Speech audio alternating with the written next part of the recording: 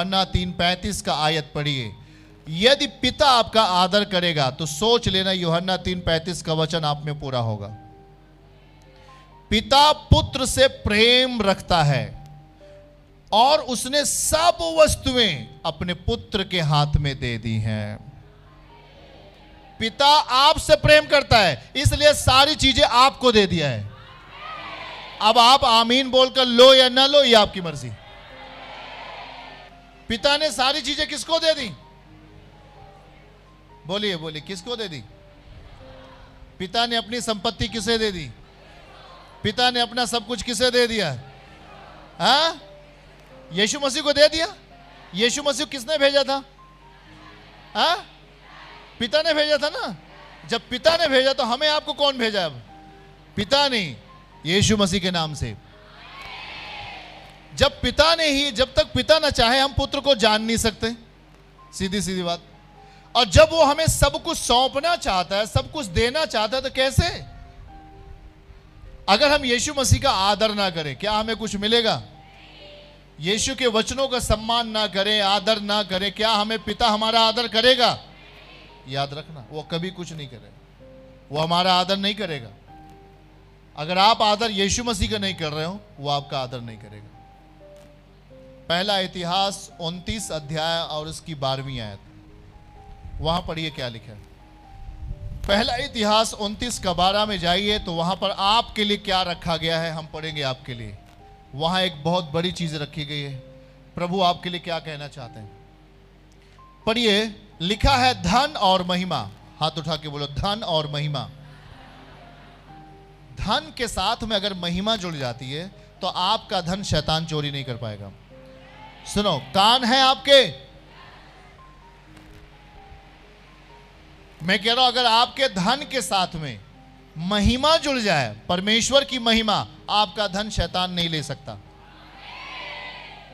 बोलो, धन और महिमा तेरी ओर से मिलती है।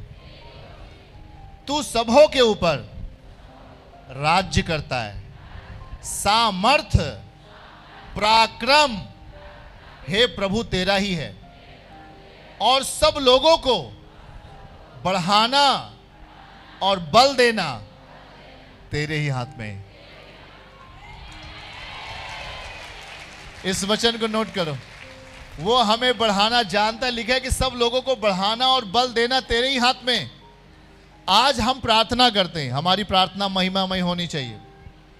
हम चर्च आते हैं, हमारा चर्च आना महिमा में होना चाहिए। पता लगा टैक्सी में बैठे, ए चाची सुर्तियों लियो, लाओ तो रगड़ चले।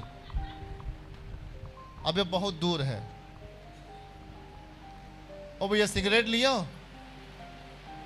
एक आध पिलाओ। अबे तो 10 किलोमीटर दूर है चर्च, एक आध पी लेते हैं।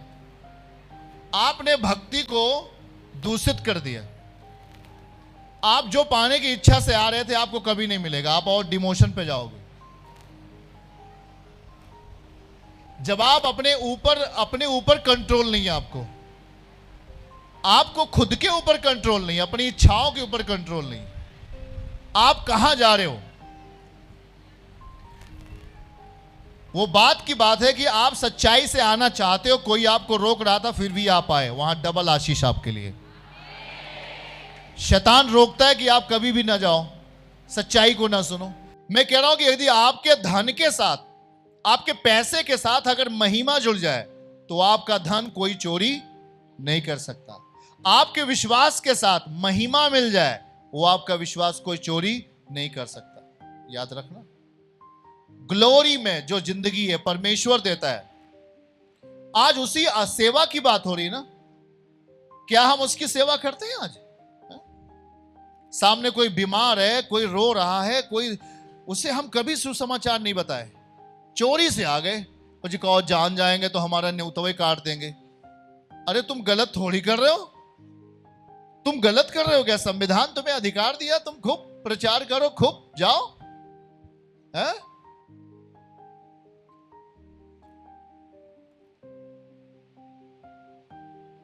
अगर तुम डर गए इस बात के लिए तो आप कभी भी रिश्ता परमेश्वर से नहीं बना सकते,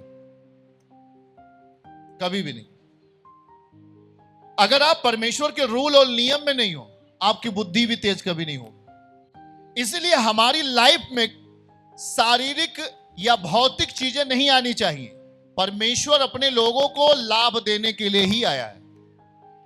पहला कुरिन्थियों 12:7, हमारे साथ वचन देखिए। पहला कुरिन्थियों 12:7 का आयत हम पढ़ेंगे आपके लिए। वहां परमेश्वर एक स्पष्ट चीजों को हमारे लिए बता रहा है।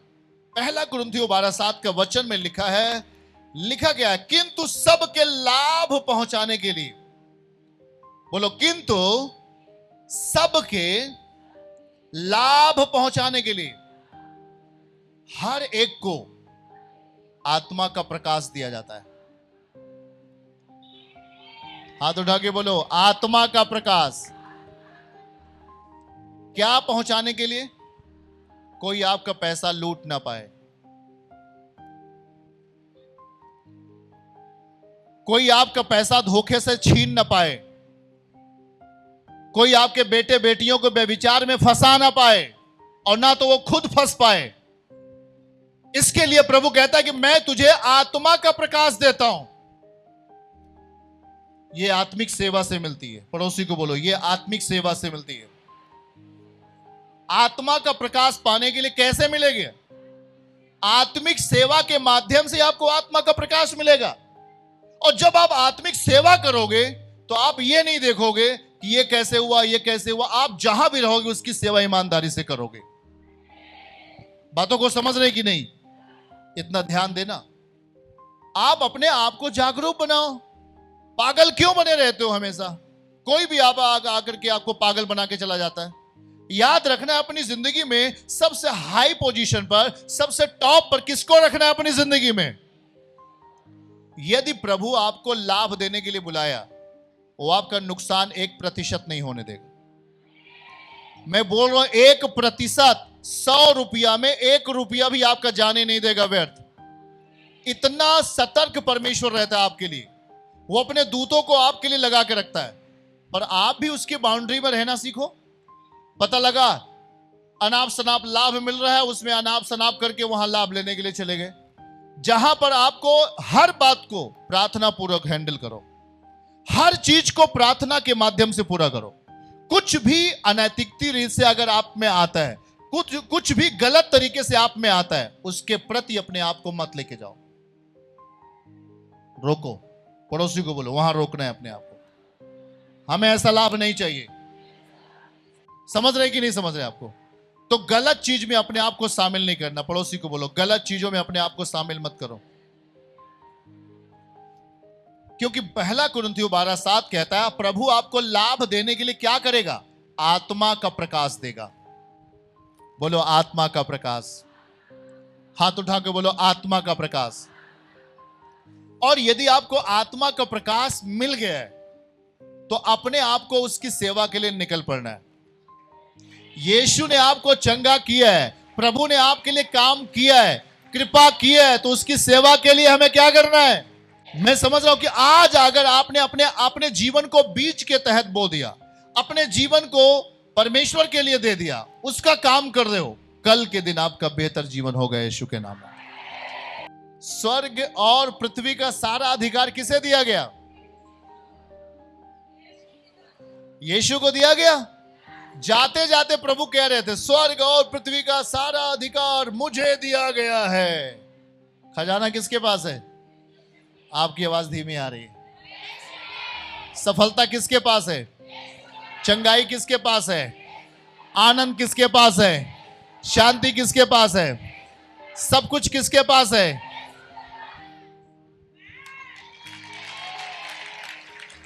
तो उसे आप क्या समझते हो बताओ? जब पाप करना हुआ तो बोला, सुनो जी प्रभु जी, आज हम पाप करेंगे और 2 मिनट के लिए थोड़ा हमसे अलग हो जाइएगा, पाप करने के बाद फिर आ जाइएगा हमारे अंदर। तो प्रभु को पागल कुत्ता काटा है जो आपकी बात सुनेगा इसी तरह। वो बोलेगा, है मैं दूसरे के अंदर जा रहा हूं। बोलेगा, तू ऐसा है वैसे बने रहे। आप जितना उसका आदर करोगे वो आपका आदर करेगा। चर्च की सभी प्रार्थनाओं को और परमेश्वर के दास के द्वारा टीचिंग सुनने के लिए और अपडेट्स को जानने के लिए हमारे इस चैनल को सब्सक्राइब करें और साथ में बेल आइकन को जरूर दबाएं ताकि जब भी लाइव प्रार्थना हो तो सबसे पहले आप देख सकें।